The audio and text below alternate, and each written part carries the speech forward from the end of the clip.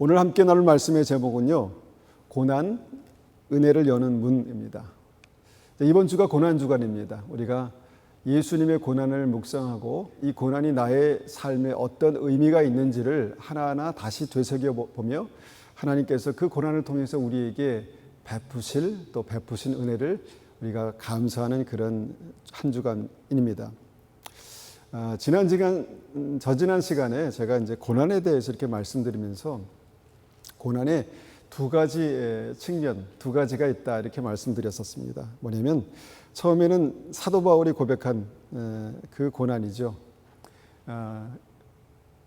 그리스도의 남은 고난을 교회를 위해서 내 육체에 채운다라고 말씀드린 그리스도의 남은 고난입니다. 하나님께서 우리에게 왜 고난을 채우실까? 그것이 징벌이나 아니면 저주가 아니라 하나님께서 우리에게 분명히 채우시기 원하시는 그 고난은 축복이다라고 믿습니다.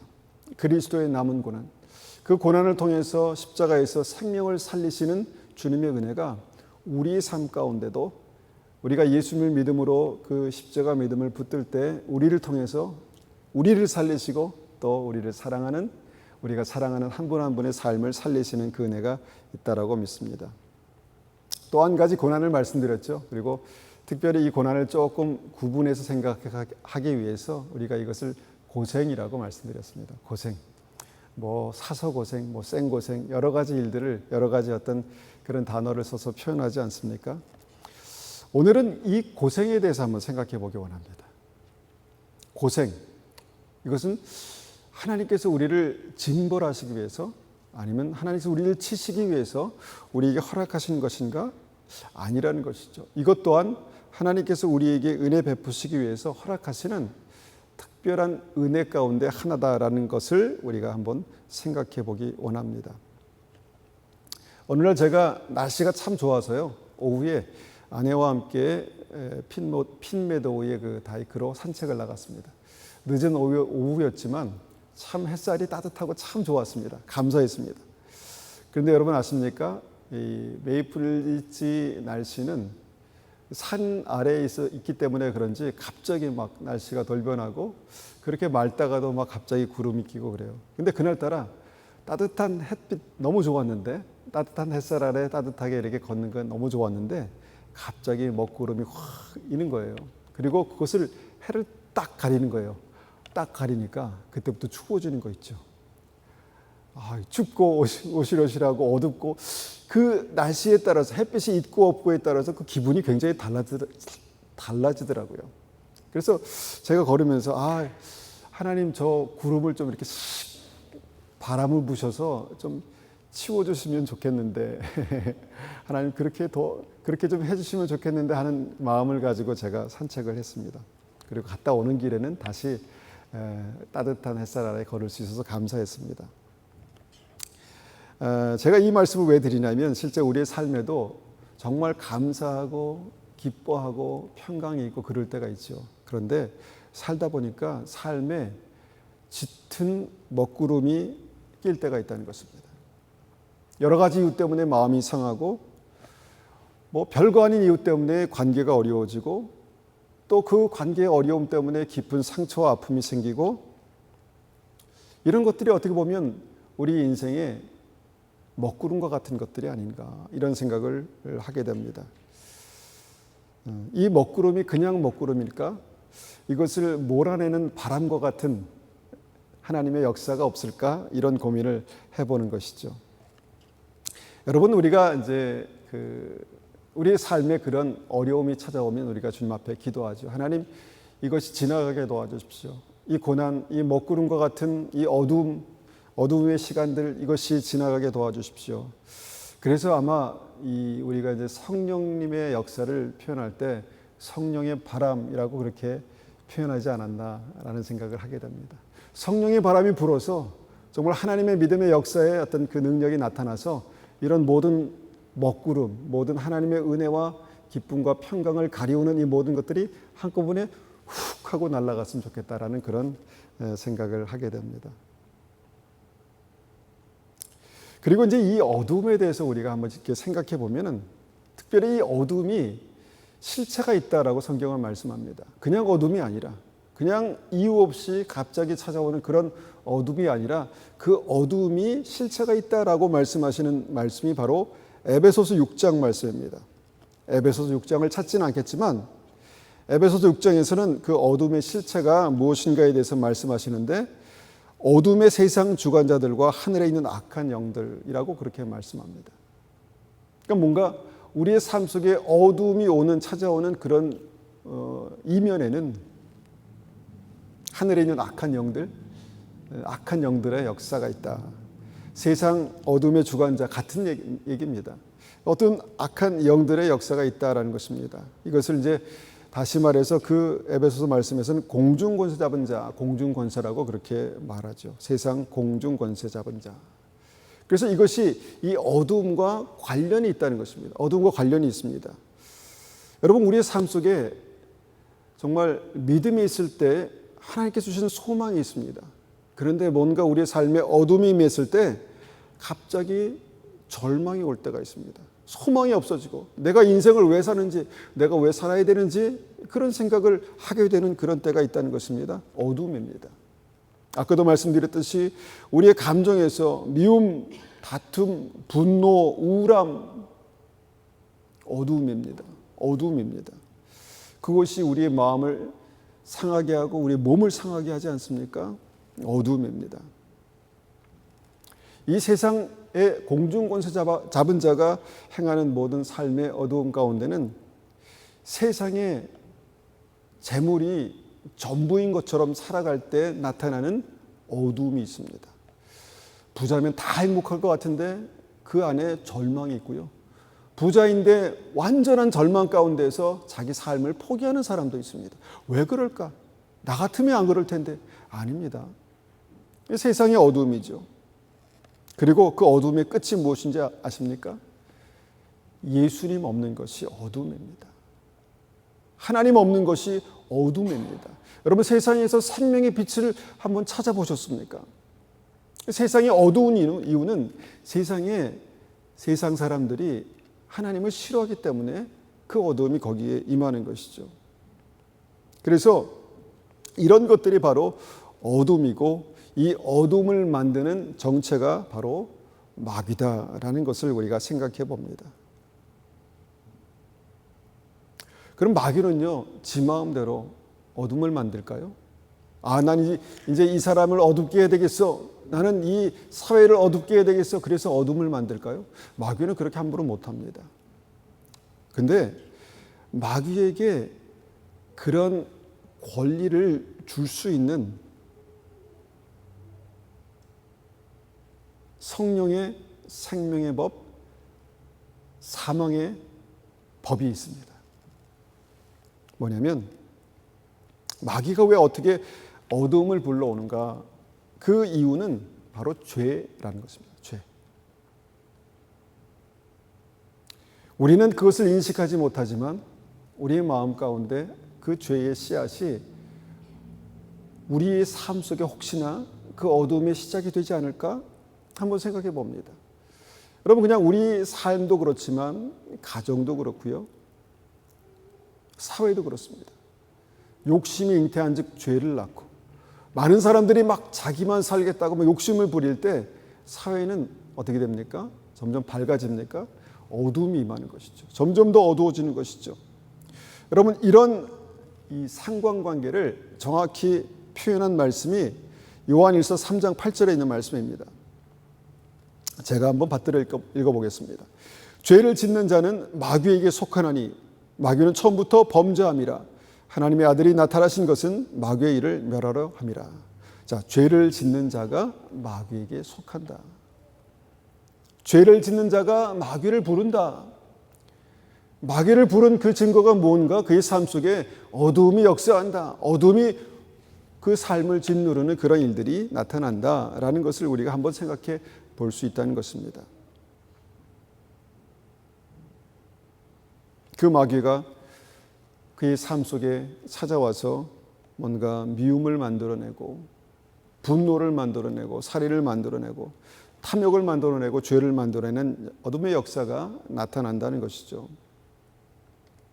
그런 상태를 시편 기자는 이렇게 설명합니다. 시편 107편 10절 11절에 사람이 흑암과 사망의 그늘에 앉으며 곤고와 쇠사슬에 매임은 하나님의 말씀을 거역하며 지존자의 뜻을 멸시합니다.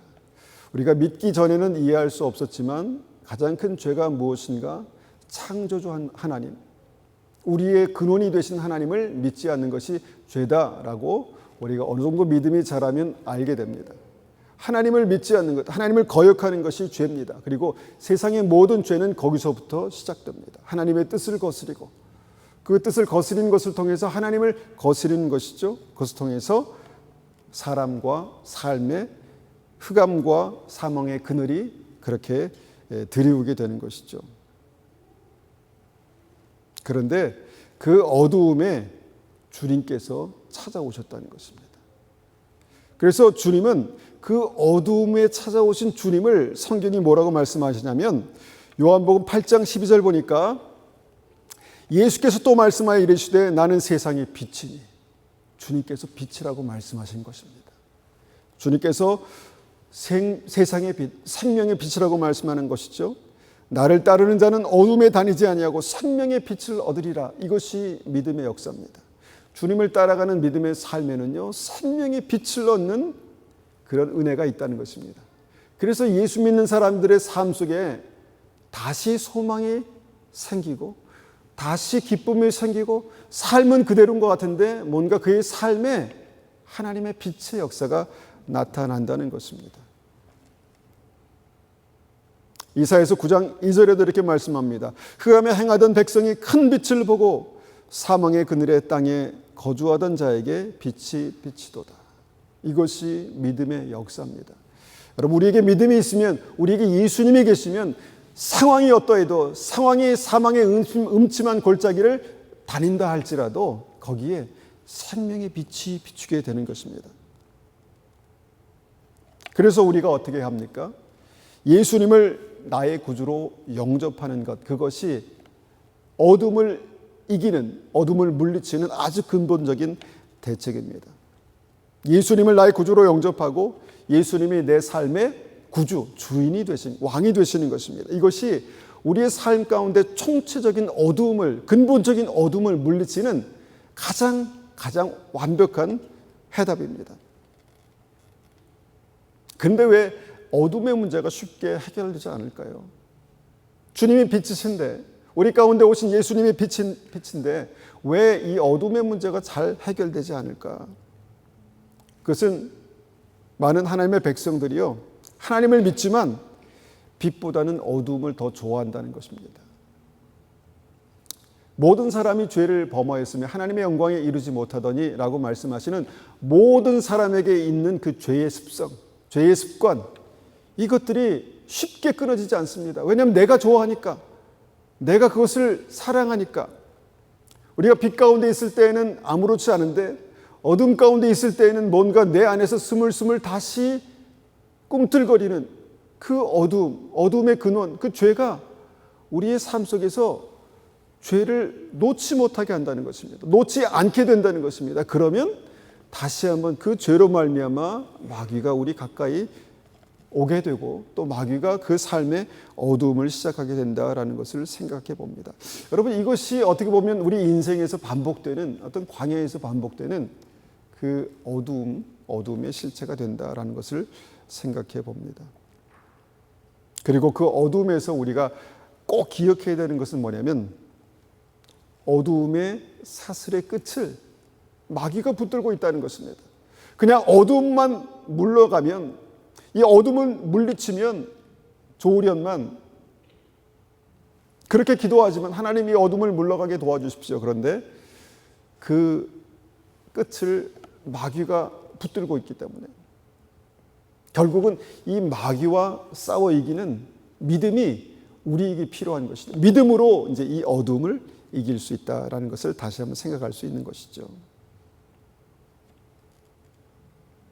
우리가 죄를 놓지 못하고 그 죄가 마귀를 부르고 마귀가 그 어두움의 역사를 우리의 삶 속에서 그렇게 할 수 있는 것은 우리가 죄로 말미암아 마귀를 합법적으로 그렇게 우리의 삶으로 그 어둠을 불러들이기 때문이다라는 것을 우리가 생각해 볼 수 있습니다.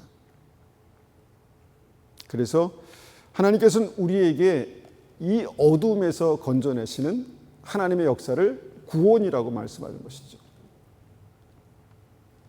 어둠의 권세에서 빛의 나라로 주님께서 옮기시는 것이 구원이다, 이렇게 말씀하는 것이죠.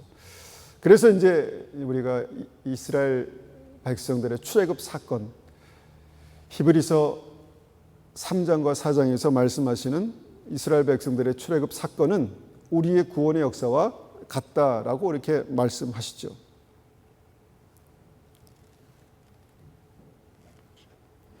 여러분, 이 이제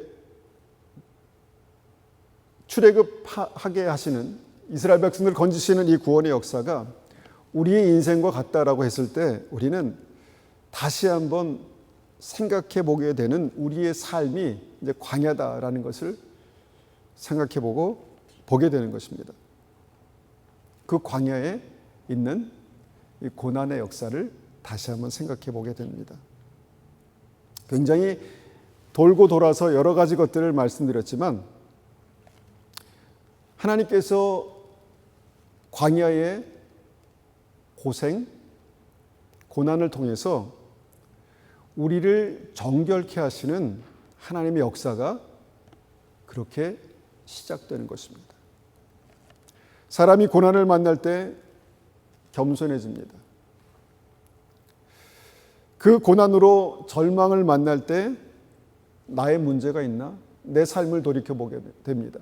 나에게 어떤 죄가 있나? 내가 하나님 앞에 믿음으로 나와야 될 어떤 그런 회개되지 않는 그런 죄가 있나? 다시 한번 돌이켜보게 되는 것이죠. 이것이 바로 인생의 광야의 고난인 것입니다.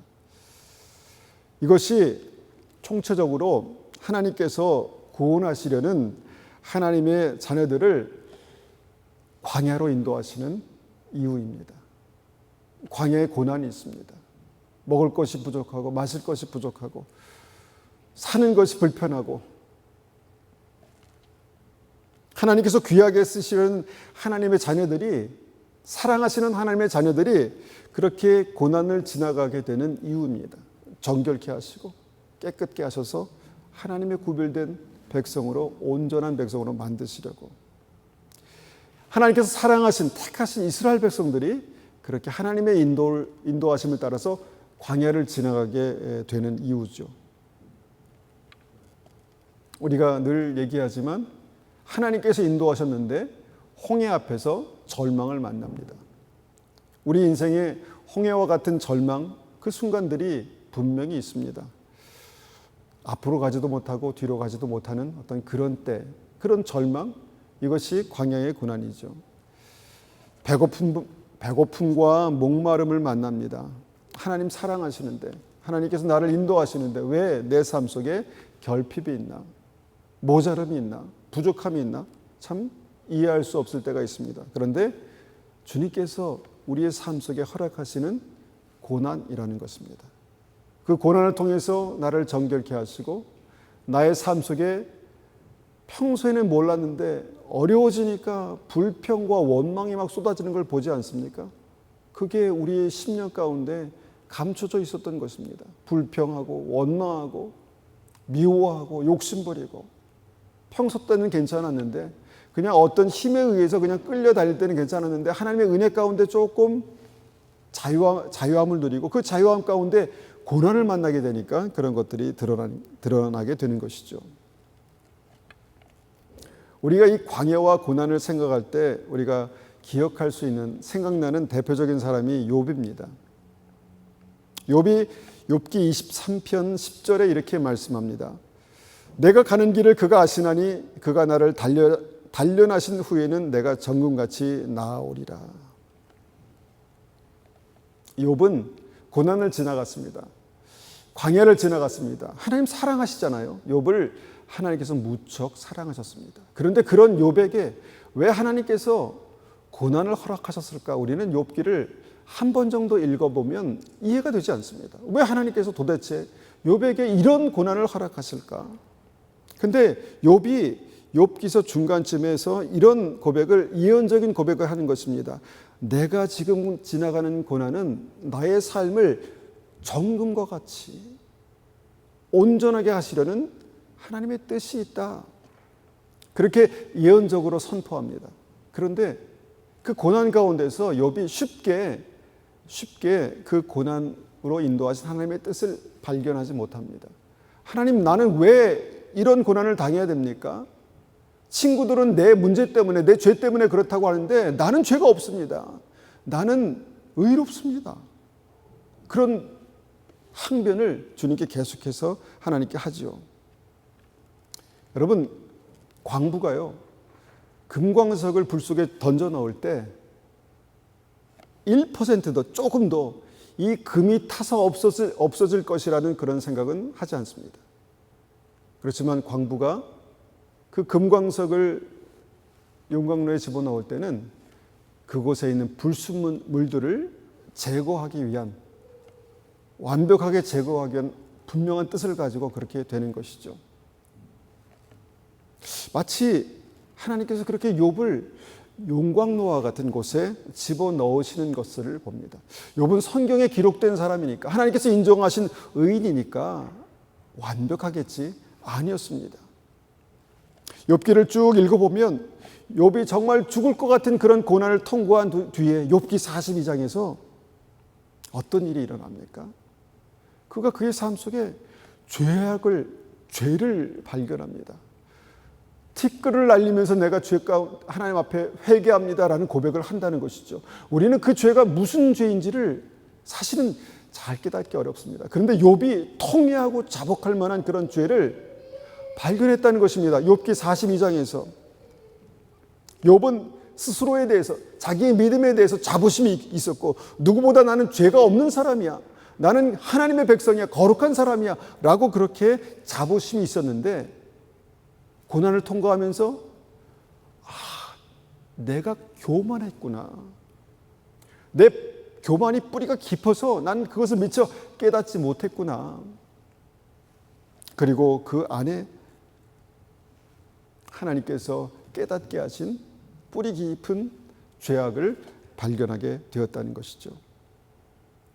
그리고 욥이 회개하는 것이 욥기서의 하이라이트입니다. 욥이 깊이 회개합니다. 그리고 회개하고 회복되어서 하나님께서 다시 욥을 축복하셨다라는 것이 굉장히 상징적인, 고난을 지나가는 믿음의 사람들, 나는 그래도 괜찮아, 이 정도면 괜찮아 라고 생각하는 그 사람일지라도 다시 한번 욥기서를 보면서 고난에 하나님의 선하신 뜻이 있구나를 발견하게 되는 것이 이 욥기의 굉장히 중요한 하이라이트라는 것입니다. 모든 사람이 죄를 범하였음에 하나님의 영광에 이르지 못하더니, 여러분, 우리가 하나님을 가까이 만나기 원하시지 않습니까? 주님을 대면하기 원합니다. 주님과 동행하기 원합니다. 주님께서 내 안에 사시기 원합니다. 날마다 주님과 동행하기 원합니다. 그래서 주님께서 우리를 그리스도의 신부로 정결하게 하시는 것입니다. 모든 사람이 죄를 범하였음에 모든 사람이 자기의 분량에 따라서 자기가 감당할 만큼의 고난의 시간, 광야의 시간을 그렇게 지나가게 되는 것이죠. 그래서 광야는요, 그 고난을 통해서, 삶의 고난을 통해서 그 내면의 깊은 죄들을 드러내시고 정결케 하시는 것입니다. 모든 사람이 그렇습니다. 하나님께서 택하시고 기름 부으신 사울 왕, 우리는 부정적인 생각을 갖고 있지만 그조차도 전쟁이라는 고난을 만납니다. 전쟁, 엄청난 고난이죠. 블레셋과의 전쟁에서 그는 기름 부으셨으니까 자기가 왕이기 때문에 아마도 자기에 대해서 좀 자신감이 있었던 것 같습니다. 그런데 하나님의 예배를 가볍게 여기는 죄가 거기에서 드러납니다. 고난을 만날 때 하나님께 드리는 예배, 그 다음에 자기가 정말 넘지 말아야 될 믿음의 선, 이것들을 쉽게 넘어간 하나님의 예배, 하나님을 가볍게 여기는 그런 죄가 그의 삶 속에 있었다는 것입니다. 그것이 드러난 것이죠. 고난을 통해서. 또 두 번째 아말렉과의 전쟁에서 고난을 만납니다. 전쟁의 고난을 만나죠. 그때 어떤 죄가 드러났습니까? 하나님의 말씀보다 사람의 말이 더 중요했습니다. 하나님의 명령보다 자기와 함께 이 전쟁을 치러낸 사람들의 말이 더 중요했습니다. 하나님께서 나를 보시는 눈과 사람들이 나를 보는 눈, 무엇이 중요합니까? 당연히 하나님께서 나를 어떻게 보실까가 더 중요하지 않습니까? 그런데 우리 죄성은요, 사람들이 나를 어떻게 보는가, 사람들이 나를 어떻게 평가하는가, 거기에 막 매여 삽니다. 사람들이 나를 인정하지 않아도요, 하나님께서 인정하시면 되는 거 아니겠습니까? 정말 그렇습니까? 근데 그게 어렵습니다. 저부터 그게 어렵습니다. 누가 나에게 부정적인 얘기하면 마음이 상하고 그것 때문에 매여 있고, 내 의도는 착하고 선한 의도였는데 그걸 통해서 오해받으면 마음이 상하고 막 미움이 생기고, 사람의 눈, 사람의 말이 나에게 중요한 거죠. 하나님께서 기름 부으셔서 왕으로 세우신 사울 왕을 주님께서는 귀하게 하나님의 뜻대로 사용하기 원하셨습니다. 그래서 전쟁을 통해서, 고난을 통해서 이런 일들을 드러내신 것이죠. 인본주의, 사람의 말, 사람의 생각, 자기와 함께한 사람들이 한 말을 하나님께서 하신 명령보다 더 중요하게 여겨서 전쟁에서 얻은 모든 가축들을 다 하나님께 번제로 죽여라, 제물로 죽여라 했는데, 신하들이 이렇게 귀한 걸 왜 죽입니까? 정신 나갔습니까? 이렇게 귀한 걸 왜 허비합니까? 마치 가룟 유다의 말과 비슷하죠. 왜 이렇게 허비합니까? 이것들을 잘 두었다가 하나님께 예배할 때 쓰면 되지 않겠습니까? 합리적입니다. 그리고 자기와 목숨 걸고 싸웠던 신하들의 말이기 때문에 쉽게 무시할 수가 없었습니다. 그럴까? 그랬다는 것입니다. 그렇게 할 때마다 어떻게 됩니까? 하나님께서 그를 인도하시는 하나님의 어떤 생명의 길을 조금씩 빗나가기 시작했습니다. 하나님께 드리는 예배를 가볍게 여기고, 하나님의 말씀을 가볍게 여기고, 정말 내가 믿음으로 하나님께서 맡기신 백성들을 믿음으로 생명으로 인도해야 되는데, 그가 하나님을 경외하는 마음을 갖지 못해서 그의 삶이 빗나갔다는 것입니다. 문제를 만나서, 고난을 만나서 그게 드러났을까요? 아닙니다. 그의 삶 가운데 깊은 뿌리박은 그런 죄들이 있었습니다. 그런데 고난을 만나니까 그 죄들이 드러난 것이죠. 사울은요, 하나님께서 그에게 뭔가 죄에 대해서 지적하시고 내가 너에 대해서 참 많이 실망했다라고 말씀하신 이후에도, 그러니까 버리신 이후에도 40년 동안 왕으로 있었습니다. 이게 말이 되나? 분명히 하나님께서는 사울과 함께 하지 않으셨는데 왜 40년 동안 그를 그 자리에 두신 걸까? 회개할 시간을 주신 것입니다. 여러 가지 마음의 갈등과 고난과 누가 나라를 빼앗기라도 하는 것처럼 그 안에 불안과 염려와 그런 것을 통해서 하나님께서 그에게 돌이킬 기회, 회개할 기회를 주신 것이죠. 그런데 그가 40년의 시간을 그냥 광야에서 허비하게 됩니다. 그리고 자기의 삶을 스스로 그렇게 끊는 그런 사망으로, 지옥으로 그렇게 인생을 마무리합니다. 그런데 여기서 우리가 주목하게 되는 한 가지 말씀이 있습니다. 사울이 그렇게 할 때 주목하는 한 가지 말씀이 있습니다. 사무엘상 18장 10절 11절 보니까 이렇게 말씀합니다. 위에를 한번 보시면, 그 이튿날 하나님께서 부리시는 악령이 사울에게 힘있게 내리매 사울의 손에 단창이 있는지라 그가 스스로 이르기를 내가 다윗을 벽에 박으리라 하고 사울이 그 단창을 던졌다라는 것입니다. 무슨 말씀이냐면 사울 안에 있던 죄가 그의 왕권에 대한 불안한 마음, 어두움을 만들어냈습니다. 그리고 그 불안한 마음은 다윗을 향해서 미움이라는 것으로 발산됩니다.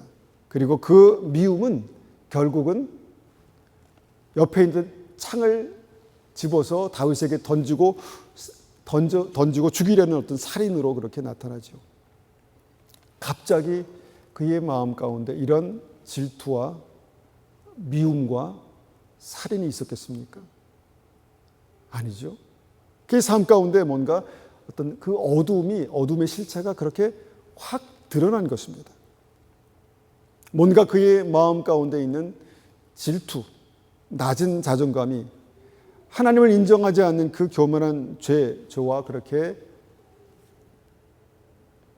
맞물려서 미움과 살인으로 그렇게 확연한 죄로 드러난 것이죠. 그런데 그런 영적인 사건의 이면에 어떤 일이 있습니까? 악령의 역사, 마귀의 역사가 있다는 것입니다. 모든 어둠의 배경, 모든 어둠의 근원에 바로 이 마귀의 역사가 있다는 것을 다시 한번 생각해 볼 수 있는 말씀입니다. 그래서 어둠은 단지 어둠이 아니라, 이런 어둠의 역사는 단지 어둠의 역사가 아니라 영적인 것이다 라고 생각해 볼 수 있다는 것입니다.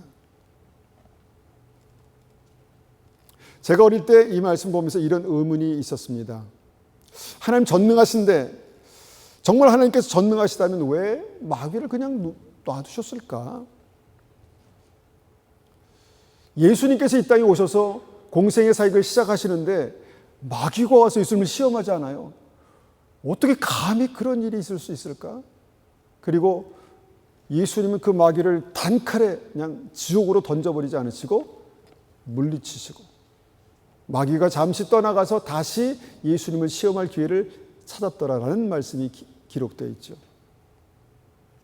특별히 이 말씀에서 보니까 하나님께서 부리시는 악령이다, 이렇게 뭔가 신학적으로, 성경적으로, 뭔가 보수적인 믿음으로 참 받아들이기 어려운, 물론 악령은 타락한 천사고 귀신이고 마귀다 이렇게 부르지만, 하나님께서 마귀를 뭔가 도구로 사용하신 어떤 그런 모습들을 보게 되는 것입니다. 욥기에서도 마찬가지입니다. 욥기의 1장, 2장을 보면 마귀가 그냥 옵니까? 아닙니다. 하나님께 허락을 받습니다. 하나님께 허락을 받죠. 이 부분도 참 이해하기 어려운 부분입니다. 마귀가 어떻게 감히 하나님께 나와서, 물론 지 마음대로 그렇게 욥을 고난 가운데 그렇게 한 건 더 문제겠지만, 욥이 고난 가운데 있기 전에 마귀가 하나님께 와서 그 고난에 대해서 허락을 받는 그런 장면들을 보게 됩니다.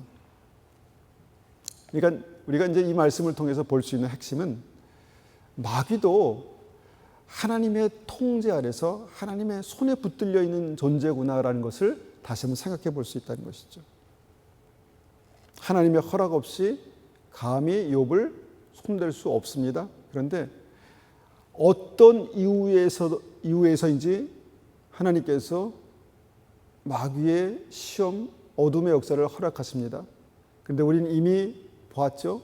욥기 42장에서 그 결과, 목적이 욥 안에 깊이 감추어진 뭡니까? 죄를 깨닫게 하시고 드러내셔서 회개하게 하시려는 것이구나. 우리는 그렇게 이해하게 됩니다. 하나님께서 마귀의 때가 완전히 다하기까지, 마귀는 어떤 하나님의 역사 속에서 그런 역할들을 감당한다는 것을 보게 된다는 것이죠. 여러분, 가끔 그럴 때 있지 않습니까? 나무를 만지거나 그럴 때 가시에, 손에 가시가 박힙니다.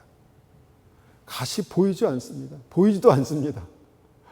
뭔가 여기 만져지고 고통스럽습니다. 그런데 보면 아무것도 안 보이고, 부분을 만져가지고 겨우겨우 찾아서 어떻게 합니까?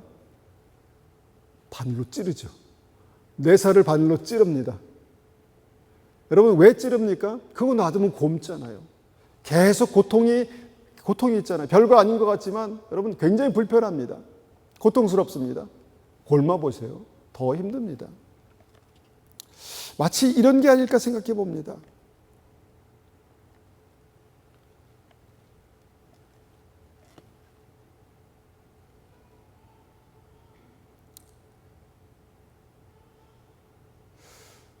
가시가 죄가 아닐까? 나도 모르게 살다 보니까 내 삶에 깊이 콕 박혀버린, 쉽게 뽑히지 않는, 뽑을 수 없는 그 죄가 아닐까? 아픔은요? 아픔은 고난이겠구나. 죄로 말미암아 나타나는 고난이겠구나. 그리고 어떤 면에서 마귀는요, 하나님께서 그 고난을 통해서 내 죄를 뽑으시기 원하셔서 일시적으로 사용하시는 바늘과 같은 존재가 아닐까, 이런 생각을 해보게 됩니다. 여러분, 이 모든 과정을 통해서 고난은 우리의 삶 속에 하나님의 완전한 모든 것이 합력하여서 선을 이루시는 하나님의 완전한 뜻으로 그렇게 역사하는 것입니다. 사랑에도 고난이 임합니다. 이 이유 때문에 하나님께서 사랑하시는 다윗에게도 어둠이 임했죠. 아들 압살롬이 반역했습니다. 아버지를 반역했습니다. 얼마나 큰 어둠입니까? 아픔입니까? 아버지를 죽이려 합니다. 여러분, 죄인인 인간은 그럴 수 있다는 것이죠. 그리고 그 어둠의 이면에 분명히 마귀의 역사가 있었습니다. 어떻게 사람의 탈을 쓰고 아버지를 죽이려 하겠습니까? 욕심이 잉태한 즉 죄를 낳고 죄가 장성한 즉 사망의 역사가 나타나는 이 마귀의 역사가 있었다는 것이죠. 다윗이 도망갑니다. 정말 비참합니다. 그 먹구름과 같은 고난이 그의 삶 가운데 있었습니다. 도망가는 와중에 우리가 기억하는 것은 하다못해 시므이라는 별 볼 일 없는 인간이 나와서 돌을 던지면서 다윗을 멸시합니다. 저주합니다. 다윗은 그런 가운데 신하들이 보는 앞에서 인생의 바닥을 경험하는 것이죠. 깊은 어두움을 경험합니다. 그런데 그 가운데서 우리가 볼 수 있었던 장면이 무엇입니까? 다윗이 그 가운데서 그 모든 것을 믿음으로 받아들입니다. 믿음으로 받아들입니다. 하나님께서 하셨다. 이 모든 것은 하나님께서 허락하신 것이다. 그런데 이 부분에 대해서 이 부분을 시편의 기자는요, 이렇게 다윗의 심정을 기록하고 있습니다. 시편 38편을 보니까 이렇게 말씀합니다. 다 읽지는 않겠고요. 주의 진노로 말미암아 내 살이 성한 곳이 없사오며 나의 죄로 말미암아 내 뼈에 평안함이 없나이다. 내 죄악이 내 머리에 넘쳐서 무거운 짐 같으니 내가 감당할 수 없나이다. 고난 가운데 죄를 발견했다는 것입니다. 여러분, 죄의 가시가 쉽게 뽑히지 않습니다. 여러분, 그래도 내가 예수 믿는데, 내가 잘 살아야지 그렇게 마음 먹는데 그게 됩니까? 쉽지 않은 것이죠. 쉽지 않은 것이죠. 정말 고난을 통해서 하나님을 경외하는 마음을 배우지 않으면, 두렵고 떨림으로 구원을 이루는 믿음이 내 삶 가운데 있지 않으면 죄가 쉽게 뽑히지 않는다는 것입니다. 그래서 다윗이 맨 마지막에 내 죄악을 아뢰고 내 죄를 슬퍼함이니이다 라고 고백합니다. 무엇입니까? 그런 아들의 반역, 사랑하는 아들이 자기를 반역하고 죽이려고 하는 모든 그런 상황들, 인생이 바닥까지 떨어지는 그런 아주 극심한 어두움이 임하는 그 인생의 밑바닥에서 자기의 죄악, 죄의 뿌리들, 그것들을 발견했다는 것입니다. 그리고 그것을 슬퍼한다라고 말합니다. 침상을 띄우며 회개하는 모습을 보게 됩니다.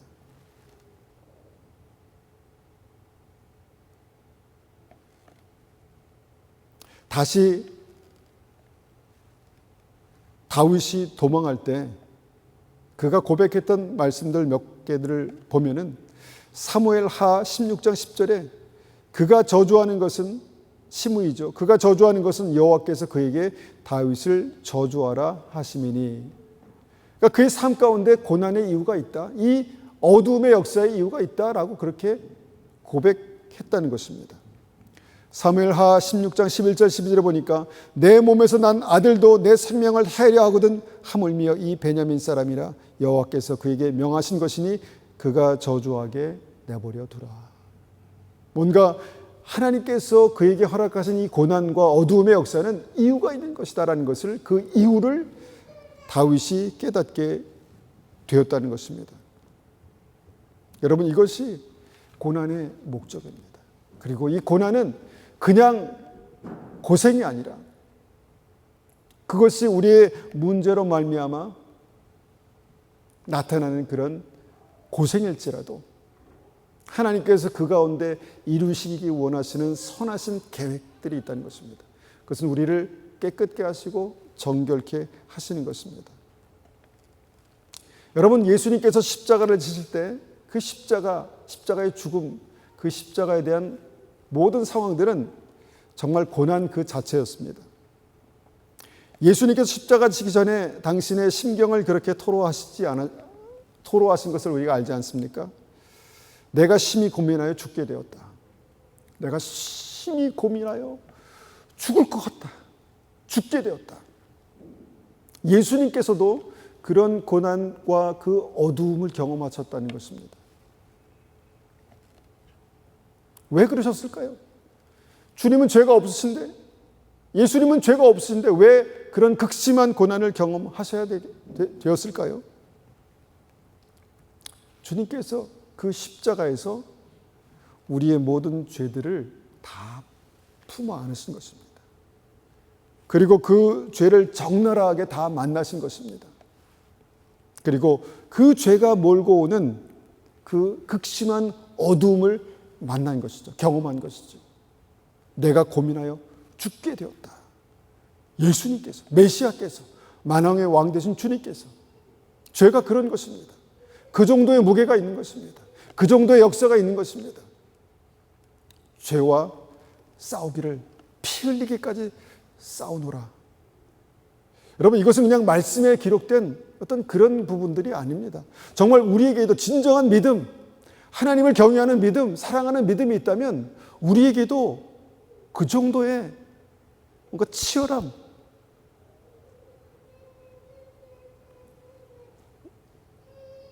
결의가 있어야 된다는 것입니다. 그래서 우리가 이 고난을 통해서 하나님의 역사, 하나님의 은혜를 만나기 위해서는요, 이 과정들을, 이 이면의 사실들을 깨닫는 것이 굉장히 중요합니다.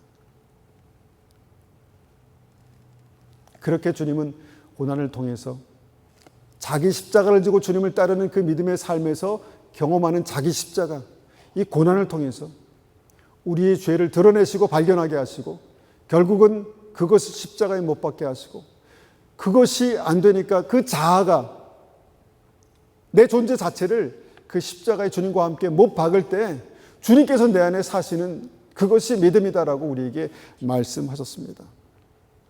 믿음의 모든 사람들은 이런 고난을 지나갑니다. 예수님께서도 그런 고난을 지나가셨습니다. 그리고 이것은 그냥 우리를 죽이는 그런 죽음의 고통이 아니라 결국은 예수 그리스도와 함께 우리를 십자가에 못 박고 그 죄와 사망의 저주를 십자가에 못 박고 주님께서 우리 안에 사시는 하나님의 능력으로 우리 안에 역사하게 될 것입니다. 우리가 한번 같이 이 말씀을 가지고 기도하겠습니다. 하나님, 우리의 삶 속에, 우리 인생에 크고 작은 고난이 있었습니다.